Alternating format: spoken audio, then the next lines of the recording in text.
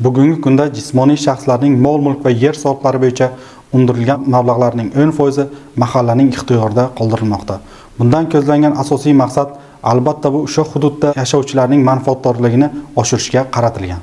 E'tiborlisi ushbu amaliyot kutilgan ijobiy natijalarni bermoqda. Ma'lumki, jismoniy shaxslar uchun mol-mulk va yer soliqlarini to'lashning dastlabki muddati 15-aprel hisoblanadi.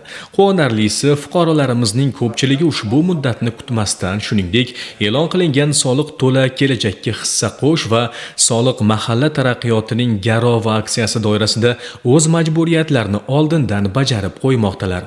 Misol uchun, bugungacha Qorako'l tumanining Do'stlik, Tayqir, Tinchlik va Tojikent kabi mahallalari soliq tushumlarida yuqori natijalar ko'rsatyapti. Raqamlar bilan aytadigan bo'lsak, hozirgacha ushbu tumanning yarim yillik soliq tushumlari o'tgan yilning shu davriga nisbatan 97% ga bajarildi.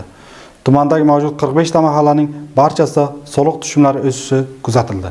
Xuddi shunday viloyatimizning Olot, Buxoro, Vobkent, G'ijduvon, Jondor, Kogon, Peshku, Shofirkon va Qorovulbozor tumanlarida ham soliq to'lovchilar mol-mulk va yer soliqlarini oldindan to'lashda peshqadamlik qilmoqda. Pirovardida esa soliqlar hisobiga mahallaning o'zida qoladigan mablag'lar hisobiga mahalla infratuzilmasini yaxshilash, obodonlashtirish, moddiy yordam, ijtimoiy qo'llab-quvvatlash, kutubxonalar, sport maydonchalari qurish kabi masalalarni hal qilishga zamin yaratilmoqda.